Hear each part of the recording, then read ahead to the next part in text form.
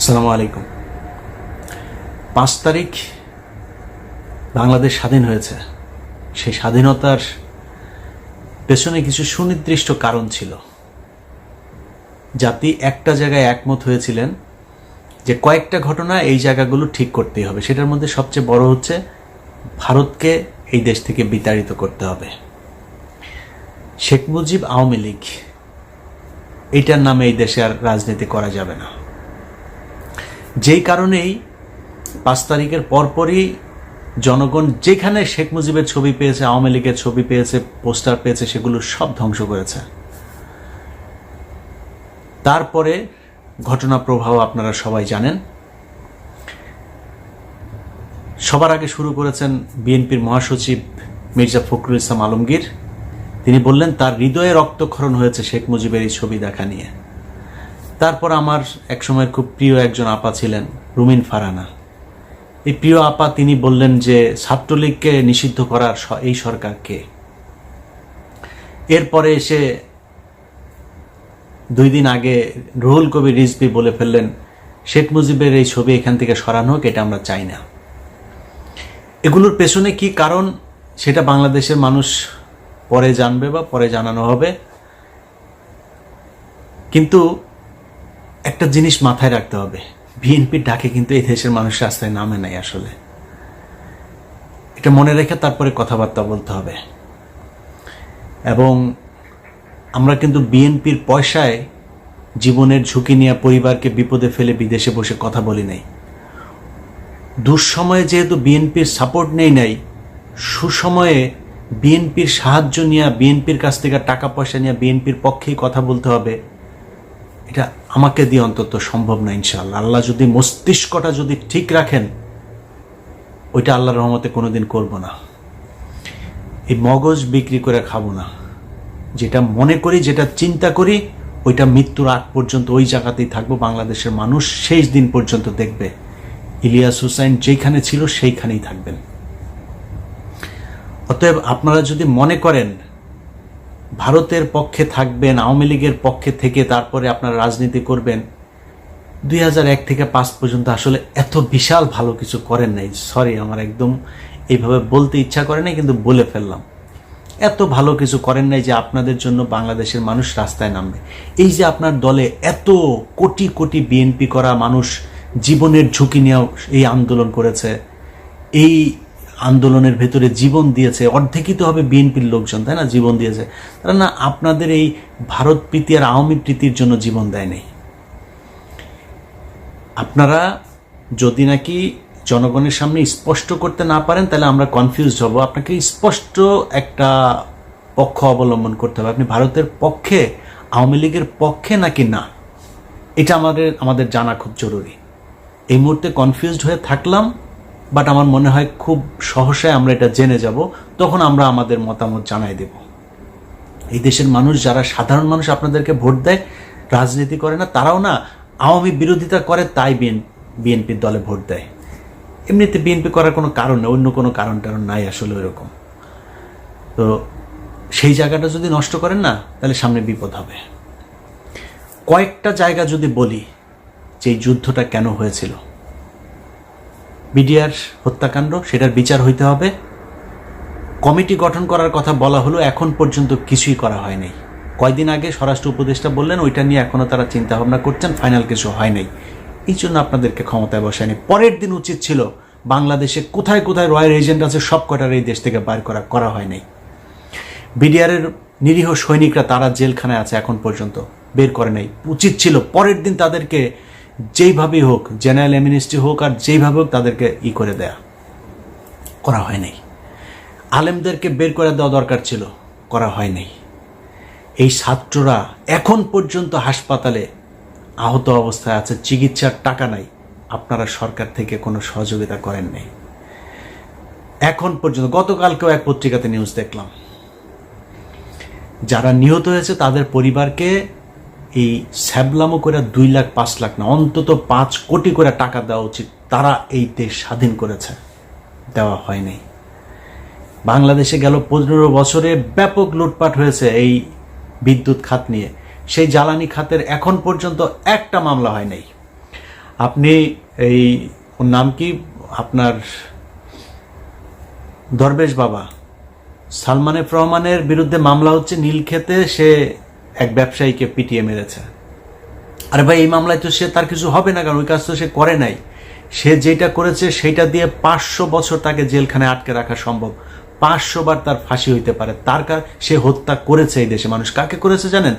এই যে শেয়ার বাজার আছে না, এই শেয়ার বাজারে ক্ষতিগ্রস্ত হয়ে সুইসাইড করেছিল কয়েকজন মানুষ, মনে আছে? তাদের হত্যা মামলা হইতে হবে এর বিরুদ্ধে। যেই পরিবারগুলো শেয়ার মার্কেটে ক্ষতিগ্রস্ত হয়েছে তাদের টাকা ফেরত দিতে হবে। তার সব প্রপার্টি বিক্রি করে নিলামে তুলে তারপরে সেই পরিবারগুলোর কাছে টাকা ফেরত দিতে, যেই ব্যাংকের টাকা আত্মসাৎ করেছে সেই ব্যাংকের টাকা ফেরত দিতে হবে। হচ্ছে কিছুই হচ্ছে না। শুনেছেন এখন পর্যন্ত? এই যে বিদ্যুৎ খাতের মিটার আপনার ডিজিটালাইজেশনের মাধ্যমে, প্রিপেড মিটারের মাধ্যমে যে কয় ইউনিট খরচ হচ্ছে কোনো কিছু জানা নাই, যা মন চাচ্ছে কাটে নিচ্ছে। সে মিটারের ব্যাপারে কোনো ব্যাপার হয়েছে এখন পর্যন্ত? কিছু করা হয়েছে? করা হয়নি। প্রবাসী লাউঞ্জ তৈরি করছে। আরে ভাই, পাছার চামড়া লাল হয়ে যায় বাইরে কাজ করতে করতে। 10 বছর 15 বছর বউ পোলাপান থুয়া মধ্যপ্রাচ্যে মানুষ বিদেশ খাটে, তার 5 মিনিট এয়ারপোর্টে যায় না, তার বসতে ইচ্ছা করে না। কখন সে পরিবারের কাছে যাবে তার ওই চিন্তা। আপনি এই বালের ভিআইপি লাউঞ্জ টাউন্স, প্রবাসী লাউঞ্জ টাউন্স করে তো লাভ নাই। তাদের জন্য দরকার ছিল 5 লাখ টাকা লাগে সৌদিতে যাইতে, ইন্ডিয়া থেকে যেতে লাগে 70,000। আমার দেশ থেকে কেন 70,000 টাকা একজন মানুষ সৌদিতে যেতে পারবে না? এইটা তার দরকার। একজন মানুষ বিদেশ যেতে চায়, তার পাসপোর্ট করতে কি কি সমস্যা হয় সেই সমস্যার সমাধান করেন। তার বিদেশ যেতে লোন দরকার, যেটা শ্রীলঙ্কা, নেপাল এইসব দেশগুলো করে, তার লোনের ব্যবস্থা করেন, বিদেশ পাঠানোর ব্যবস্থা করেন। মানুষ কাজ করে আপনাকে টাকা দিবে। এই প্রবাসীদের ব্যাপক অবদান আছে, সেই মানুষগুলির পাশে আপনারা এখন পর্যন্ত দাঁড়াইতে পারেন নাই। অতএব বটম লাইন হচ্ছে, এই সরকার একটা ব্যর্থ সরকার, কিচ্ছু করতে পারেন নাই। সবশেষ যেই কাজটা করেছেন, মোস্তফা সরোয়ার ফারুকীরে এখানে নিয়ে এসে যেই মানুষরা এই দেশে জীবন দিয়েছে, যে আলেমরা রাস্তায় নেমে এসেছিল 5 তারিখে, সেই আলেমদের মধ্যে থেকে 5 জনকে আপনারা ধরে নিয়ে গিয়েছেন এটার প্রতিবাদ করায়। মোস্তফা সরোয়ার ফারুকীর সংস্কৃতি মন্ত্রণালয় এখন এত কিছু করার এত প্রয়োজন পড়ে নাই। এখন পর্যন্ত মানুষ খাবারের টাকা নাই, মানুষের জিনিসপত্রের দাম হু হু করে বাড়ছে, সিন্ডিকেট ভাঙতে পারেন নাই। সব জায়গায় আওয়ামী লীগের লোককে আইনে এখন আপনি বাণিজ্য উপদেষ্টা বানাচ্ছেন। এই জন্য তারা জীবন দিয়েছিল? এই জন্য তাদের কোনো জায়গার মধ্যে আপনি ব্যবস্থা নিচ্ছেন না, আওয়ামী লীগের লোকজনকে এনে এনে তারপরে বসাচ্ছেন, মুজিব প্রেমীকে এনে তারপরে আপনি উপদেষ্টা বানাচ্ছেন। এই জন্য বাংলাদেশের মানুষ আপনাদেরকে এই করেছিল। 2 জন মানুষ আছে, একজন নাহিদ, একজন আসিফ, এই 2 জনকে উপদেষ্টা বানানো হয়েছে। আরেকজন মাহফুজ আলম ছিল প্রধান উপদেষ্টার বিশেষ সহকারী, তাকে এনে উপদেষ্টা বানানো হয়েছে। আপনার মনে হয় এটা তার জন্য প্রমোশন? তাকে ওইখান থেকে সরিয়ে দেওয়া হয়েছে যাতে এই আসিফ নজরুল গং, যারা প্রথম আলোর গং, তারা এই ডক্টর মোহাম্মদ ইউনূসের কান ভারী করতে পারে। কারণ ইউনূস তো যেটা সত্য কথা, সে তো বাংলাদেশের কোনো কিছু চিনে না, বাংলাদেশের মানুষকে সে ঠিকমতো চিনেও না, সারা জীবন ছিল বাইরে। সো তাকে কেন রাখা হয়েছে? যেহেতু উনি সবার কাছে সমাদৃত, আন্তর্জাতিকভাবে আমাদের এখন টাকার ক্রাইসিসে আছে, রিজার্ভ ক্রাইসিসে আছে, তাকে দিয়ে আমরা বিদেশের সাথে লবিংগুলো করতে পারি, এই জন্য তাকে বসানো, সবাই মেনেও নিয়েছে। কিন্তু তাকে দিয়ে এখন যে এই যে প্রথম আলো সহ বিভিন্ন জায়গার এই যে যারা প্রোডাক্ট, এই প্রোডাক্টগুলোকে বসানো হচ্ছে। আপনি দেখেন ডেইলি স্টারের এই যে সাবেক ডেইলি স্টারের প্রোডাক্ট আকবর হোসেন বিবিসির, তাকে বানানো হয়েছে লন্ডনের প্রেস মিনিস্টার। ওয়াশিংটনের বানানো হয়েছে গোলাম মর্তুজা। এই গোলাম মর্তুজার কথা ভুলে গিয়েছি আমরা। 2018 সালে নির্বাচন পর্যন্ত সে যেইভাবে ন্যাকেডভাবে ন্যাংটা হইয়া তারপরে আওয়ামী লীগের পক্ষপাতিত্ব করেছিল, 18 নির্বাচনের পরে সে চুপ। তাকে সুশীল বানায় এনে বসানো হইল কোথায়? ডেইলি স্টারে। সে আওয়ামী লীগের বিরুদ্ধে কথা বলে, এগুলো আমরা বুঝি না? এগুলো রয়ের প্ল্যান বি এর অংশ। তাদেরকে এখন এই জায়গায় নিয়ে বসানো হচ্ছে। অতএব যারা যারা মনে করছেন যে বাংলাদেশ স্বাধীন হয়ে গিয়েছে এবং এদেরকে দিয়ে ভালো কিছু সম্ভব, আমি আপনাদেরকে গ্যারান্টি দিয়ে বলে রাখলাম যে এই যারা উপদেষ্টা হয়েছে তাদের ব্যাপারে আপনাদেরকে ব্যবস্থা নিতে হবে। তাদের বিরুদ্ধে যদি প্রয়োজন হয় তাহলে মাঠে নামতে হবে, মাঠে নেমে তাদের ব্যাপারে, তাদের বিরুদ্ধে আবার ফের যুদ্ধের ডাক দিতে হবে। আমি মনে করি যারা ছাত্র আছে, ছাত্রদের থেকে আরও বেশি প্রতিনিধি উপদেষ্টা পরিষদে যেতে হবে। যারা জীবন দিয়েছে, যারা ওই সময়, আমরা এখন শুধু 2 জন উপদেষ্টাকে বাইরে দেখছি, বাকি উপদেষ্টারা নাই। তারা তো জীবন দিতে এসেছিল, তারা কোথায়? তাদেরকে এনে উপদেষ্টা বানাতে হবে। ডক্টর কনক সারোয়ার, পিনাকি ভট্টাচার্য, তাদেরকে উপদেষ্টা বানাইতে হবে। মানে আমার নামটা আমি বললাম না, কারণ হয়েছে যে আপনারা আবার মনে করেন না যে আমারটা মানে আমি হইতে চাই এই জন্য আমারটা আবার আরেকজন বলবে, এই জন্য না, আমারটা বলে রাখি।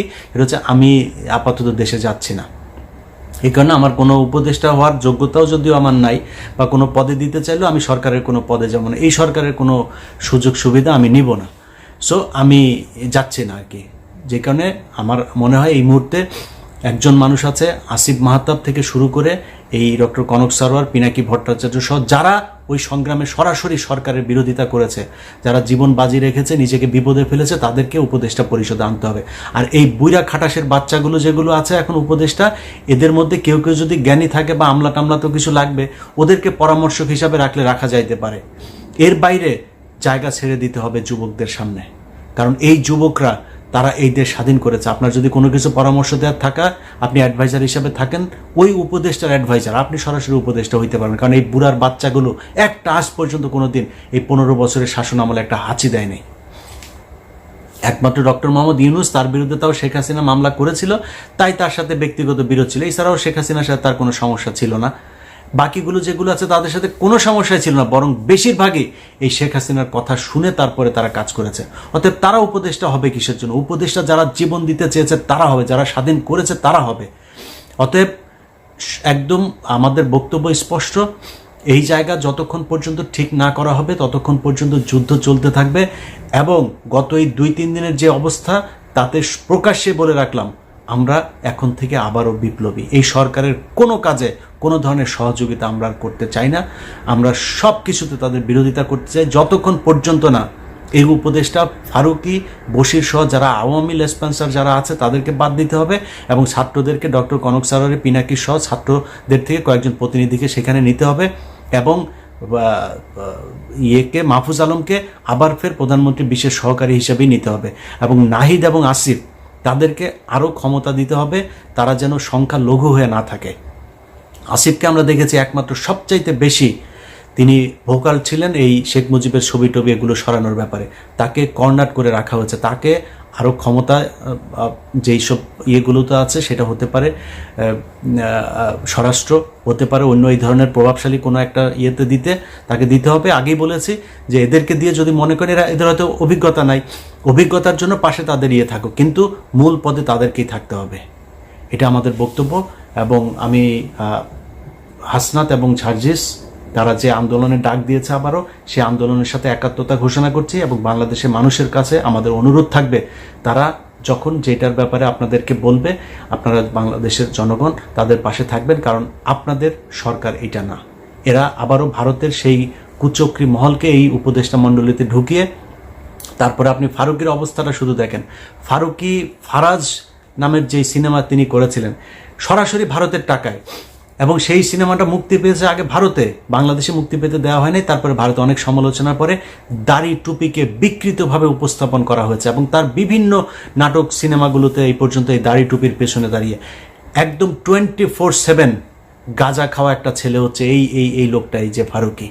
বিশ্বাস না করলে এটা জিজ্ঞেস করেন যারা যদি মিডিয়াতে পরিচিত, 24/7 গাঁজার উপরে থাকে, এবং বিকৃত যৌনাচার এই ব্যক্তি, সরাসরি লেসবিয়ান, তারপরে গে, এগুলোকে প্রমোট করেন, এবং তার বিভিন্ন নাটক সিনেমাতেও এগুলো তিনি প্রমোট করে থাকেন। পরকীয়া থেকে শুরু করে যত ধরনের অসামাজিক কার্যকলাপ, বিকৃত রুচি, বিকৃত কথাবার্তা, বিকৃত গালি এই নাটকের মধ্যে প্রমোট করা ব্যক্তি হচ্ছে এই ব্যক্তি, তাকে এনে উপদেষ্টা পরিষদে বসানো হয়েছে। সো এই সব কিছুই হচ্ছে বাংলাদেশের বিরুদ্ধে, বাংলাদেশের ইসলামের বিরুদ্ধে এবং ভারতের পক্ষে।